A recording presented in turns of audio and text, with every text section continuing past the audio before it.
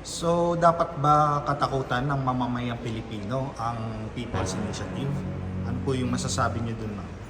Ako kasi, ang People's Initiative po ay ginawad ng 1987 Constitution. Wala pong ibang version ng Constitution na merong People's Initiative bukod po sa 1987 Constitution. Hindi po ito kailangan katakutan. Ang maaari niyo pong gawin dito sa mga naririnig niyo pong ito, pagpapirmahin po kayo, tanungin ninyo kung ano po ang pinipirmahan po ninyo. Ipapaliwanag niyo po sa nagpapapirma sa inyo. Kung hindi niyo po naiintindihan, pwede niyo naman pong hindi pirmahan. Ngayon po, pag po kung may pagdududa kayo, pwede na rin yung pag-OPN. Sa mga ordinaryong mamamayan po, ano po yung ibig sabihin ng RBH? Resolution of both houses number 6. Ibig sabihin, parehas na, ito po kasi yung resolution ng Senado. Meron na po tayong resolution na nanggaling sa lower house o sa Kongreso. Sinabi po ng Pangulo, kayo na ang manguna. Kayo na ang manguna dito. Kayo muna magbalangkas ng economic provisions. Sila po ang nagsulat nun. Ibig sabihin po, resolution, nabubuksan na natin yung pag-uusap. So may mga nakalagay po doon na mga chapters, may mga specific po doon kung ano po ang amyendahan. 3 lang po yun. 2 articles, yes, mga ganun. Dapat pong statements na paggaling po ang presidente sa ibang bansa. Di ba po ang daming mga pledges? Yes. Tapos kung mapapansin niyo po, parang nung sa Japan, yung nag-speech siya, sabi niya, maraming in-air out ng mga hurdles, mga para sumasagabal para fully tayong makapag-invest. Yun yung inaayos. At kasama po doon yung mga economic provisions na kailangan ayusin. Kumbaga may mga concerns sila na willing silang mag-invest. They trust the president. They trust the Marcos administration. They want to invest here in the Philippines. Pero kung kayo na nga lang po, tanong ko po kayo, kapag po kunyari meron kang 100 million, i-invest mo siya fully, tapos biglang in 1 to 2 years sabihin ng Supreme Court, ay hindi pala pwede. Hello, this is I'm Justin Madala. So medyo interest ko talaga kasi yung mga Senate committee hearings, mga congressional committee hearings. Tapos the entirety, like yung buong Senate hearing kahapon, pinanood natin. I'm sure kayo din pinanood yun. Pero ang hirap kasing mag-go behind the Senate here kasi wala namang konkreto or concrete na evidence leading na may ginamit na public funds for People's Initiative. Tapos sinabi kasi dun sa hearing malinaw na wala namang batas na nagbabawal sa mga congressman na tumulong. Kasi nga naman, if gusto mo ng 3% na makuha per congressional district, para common sense naman, logical naman na hingi ka ng tulong ng congressman kasi alam nila yung yung mga constituents sila, kung kanino lalapit, etc. So ngayon, ako kasi, katulad ng presidente, pare-pares naman po silang tatlo President Marcos, si Speaker Martin Romualdez, at even po si Senate President Zubiri. Sinasabi nila na sobrang kailangan natin yung RBH 6. Kailangan natin yan. Marami silang sinabing mga dahilan. Pare-parehas din po sila na ayaw nila ng land ownership. Pare-parehas din po nila na ayaw nila na 100% ownership yung mga public utilities na crucial tulad ng electricity, tulad ng media, etc. Pare-parehas po ang presidente, ang speaker, at ang Senate President. Tapos, ngayon po kasi, hindi ko po alam kung ano po ang magiging resolusyon after the investigation. Kasi nga po, sinuspindi naman na ng COMELEC na magtanggap. So wala na pong nangyayari. Ngayon, para po sa akin bilang normal na mamamayan, ang pag-usapan na po natin ay yung mismong constitutional amendment. Pag-usapan na po natin ang ipinangako ni Senate President sa presidente na RBH 6. Sila naman po ang nagsulat nun. Silang naglagay kung ano parte ng konstitusyon ang kailangan amendahan. Ngayon po, kung gusto pa rin po nilang to go through the inquiry, okay lang po, walang problema. Karapatan po at mandato po yun ng Senado. Pero sana po isabay, kasabay po nung RBH 6. Pwede naman po yun, di ba? Sabi po nila may oras silang mag-imbestiga. So may oras din po silang pag-usapan yung resolution of both houses number 6. Sa mga ordinaryong mamamayan po, ano po yung ibig sabihin ng RBA 6? Resolution of both houses number 6. Ibig sabihin, parehas na, ito po kasi yung resolution ng Senado. Meron na po tayong resolution na nanggaling sa lower house o sa Kongreso.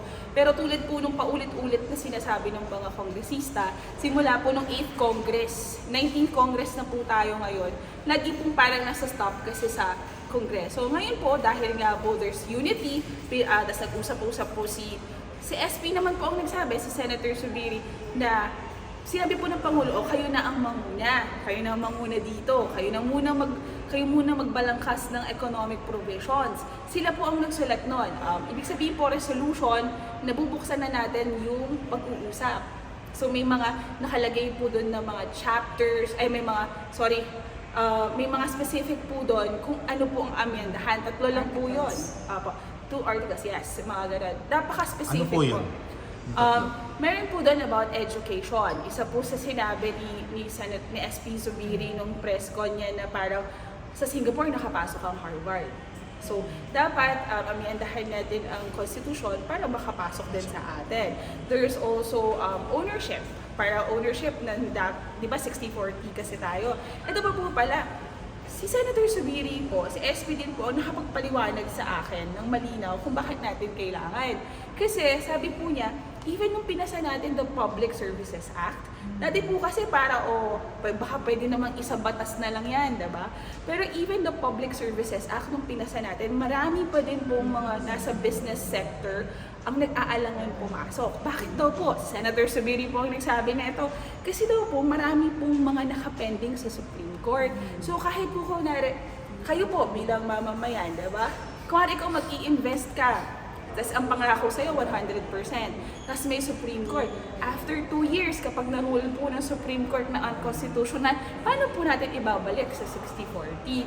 Yun po yung Kaya nga po, ulitin ko lang po ulit, si President Marcos, si Speaker Martin Romualdez, at si Senate President Zubiri, pare-parehas po sinasabi na kailangan po natin ang pagrevisa ng economic provisions sa ating Constitution.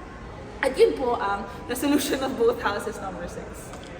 So, dapat ba katakutan ng mamamayang Pilipino ang People's Initiative? Ano po yung masasabi niyo dun, ma'am? Ako kasi, ang People's Initiative po ay ginawad ng 1987 Constitution.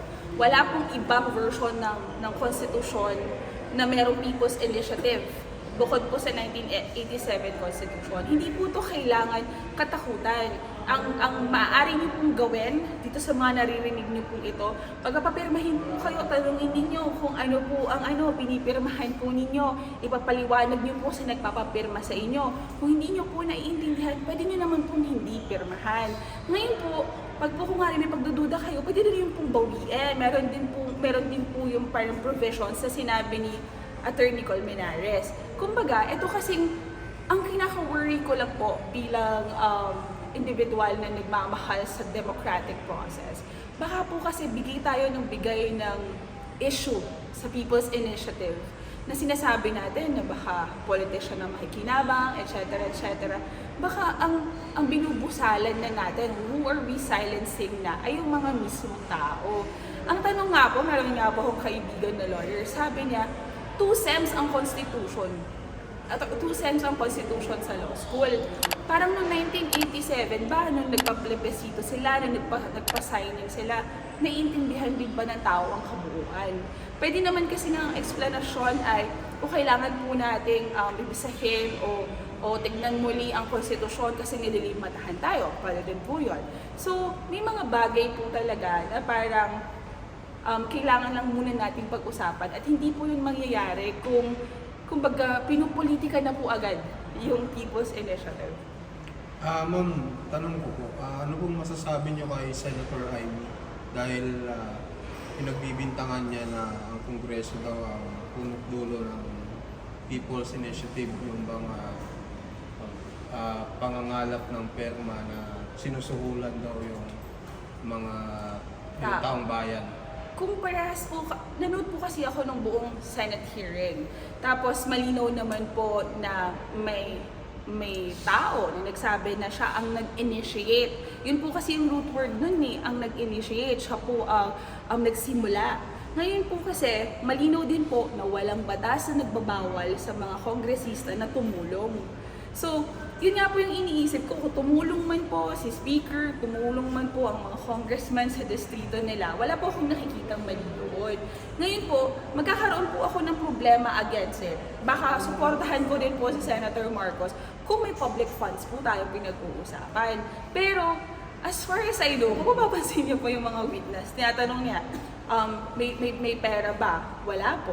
Diba? Sobrang, kung makita mo yung mga sabi ko nga po, tulad ninyo, gusto ko din malaman what is behind all this, kung totoo ba yung mga allegations, accusations. Pero matapos po yung hearing yesterday, parang nandun na po ako sa thinking na, wala naman tayong substantial, wala naman tayong strong evidence against it. Tapos, sinuspend naman na ng COMELEC. Baka pwede naman na tayong mag-move on sa RBH 6. Bakit po kaya na na sinabi na ng presidente, tinigilan na ng COMELEC yung paghihiring nila about sa PI, but still ongoing hearing pa rin yung Senado? Anong masasabi niyo po dito? Parang feeling ko kasi, ako lang po, pakiramdam ko lang po, natatakot talaga sila. Kasi nga po, institusyon naman po nila ang pinag-uusapan. Pero ang pinaka-solusyon po kasi nito, kung umarangkada na yung resolution of both houses number 6, kung natapos po nila as committed by the Senate President na until March, moot and academic na po ang pinag-uusapan natin na People's Initiative. Kasi ang gusto lang naman po ng Kongreso at ng Presidente, ulitin ko po, the President, the Senate President, and the Speaker of the House is one na ang pag-uusapan lang po natin is economic provisions. Ako po personally, marami din po akong hang-ups dun sa mga political aspects, yung mga term limits, yung mga how things are. Ako po bilang Pilipino at nakikita ko na napag-iiwanan na tayo, focus lang po tayo sa economic provisions. So, sinasabi nyo ngayon, yung ngayong constitution po, tapos maraming investor, hindi possible na papasok sila dahil sa lumang constitution po natin. Marami pong statements from the past. Kasi sa po akong political junkie, ibig sabihin mahilig akong magbasa ng dyaryo, mahilig akong magbasa ng statements. Lahat po yan, everyday, nakikinig po ako ng committee hearings, etc. Marami pong statements na pagaling po ang presidente sa ibang bansa. Di ba po ang daming mga pledges? Yes. Tapos kung mapapansin niyo po, parang nung sa Japan, yung nag-speech siya, sabi niya, maraming in-air out ng mga hurdles, mga para sumasagabal, para fully tayong makapag-invest. Yun yung inaayos. At kasama po doon yung mga economic provisions na kailangan ayusin. Kumbaga may mga concerns sila na willing silang mag-invest. They trust the president. They trust the Marcos administration. They want to invest here in the Philippines. Pero kung kayo na nga lang po, tanong ko po kayo, kapag po kunyari meron kang 100 million, i-invest mo siya fully, tapos biglang in 1 to 2 years sabihin ng Supreme Court, ay hindi pala pwede. So, diba? Parang dun talaga, yun yung pinaka-hurdle dito. So, magbabago talaga ang economy ng Pilipinas kung magbabago ang ating economic constitution. Based sa mga sinabi ng mga economic managers natin, even NEDA chief, even the legislators that we have been reading the past few weeks and past few months, na pag-iiwan kasi tayo. Kasi it's open economy to all of those people. Basta ang ano ko lang po dito, ang reservations ko, land ownership, ayoko din po doon, ayoko din po na yung media, huwag natin ibigay sa ibang bansa ang media at ang electricity, which has been also another issue. So, nabanggit niyo po kanina, ma'am, na mahilig kayo magbasa ng dyaryo about politics, etc. So, ano masasabi niyo ngayon sa bangayan po ng Duterte at Marcos po? Jesus ko. Ako kasi, admittedly, I've always been a critic of the Dutertes, but I have been an objective critic of them. So, if the last night I saw the press conference of the former President Duterte, as in super accused of the President na using cocaine. Even if the PDEA actually said na hindi naman talaga siya part of the list. So, ang problema po kasi sa mga Dutertes for the longest time, they have a lot of accusations but they do not have the proof. Parang ang tawag nga po dun is unsubstantiated claims. Dami-dami nilang claims against the president, pero what we can see, yung mga publicly available data, publicly available statements, malinaw po. Kakampi po natin ang katotohanan there.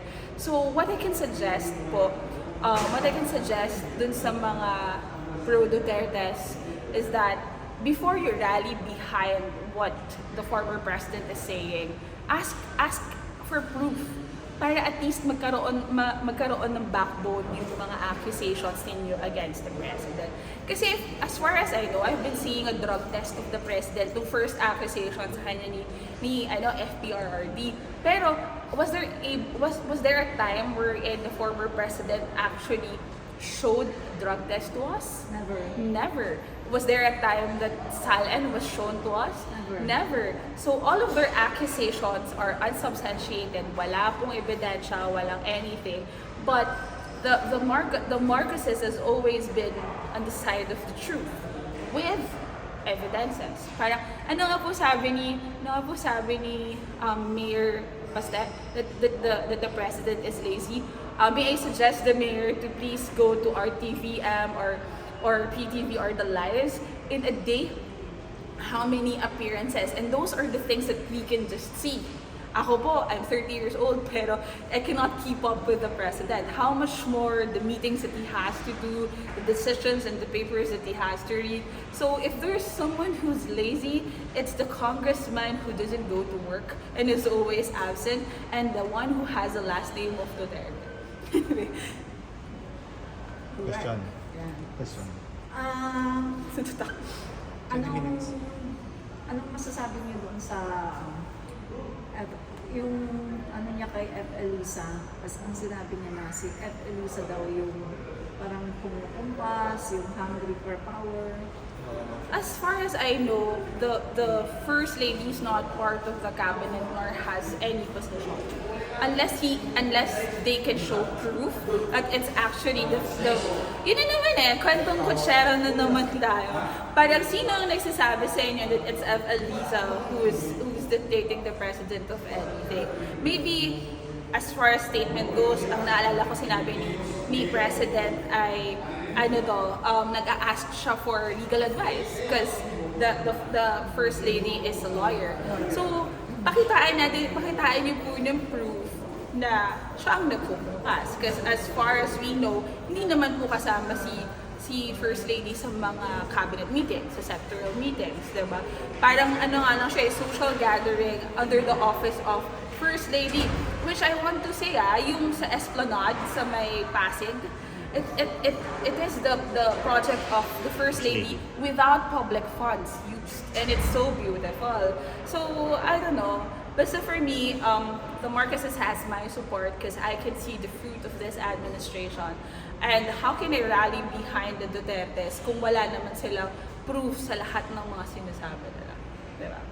Actually kasi mga DDS, kung ano sabihin ni Duterte, naniwala sila, hindi na sila nag-check kasi meron silang mindset na may pagkabubok. Ganito po kasi yun. At mga tanga. Even if you are a Marcos supporter, please ask for evidences. Please ask for sources. Kasi yun din po ang gusto ng mga Marcos na para pag nagsasabi tayo sa ating mga pages, we have proof to back up our claim. Wag po tayong parang oo lang ng oo. Alam niyo po, ang presidente, nalala niyo po nung inflation, hindi naman niya sinabing wag niyo sabihin walang inflation. May inflation. We just need to work to ease our public of the high prices. At nagawa po niya, nag-ease po ang inflation hanggang noong December. So nag-improve po tayo. So wala po tayong kailangan i-conceal. Again po, ang panawagan ko po sa lahat ng mga social media users, especially sa mga tropa ko dyan sa X, fact check everything. Even do sa mga sinusuportahan ninyo. Kasi minsan, baka may mga lumalabas na maganda pero hindi totoo. Mapapahamak, makukuryente tayo. Huwag tayong makuryente. Yan. Okay. Thank you. So, ayan po. Salamat. Salamat. Salamat, Thank you. Justin. Yeah. Salamat. Tapos ang dami kong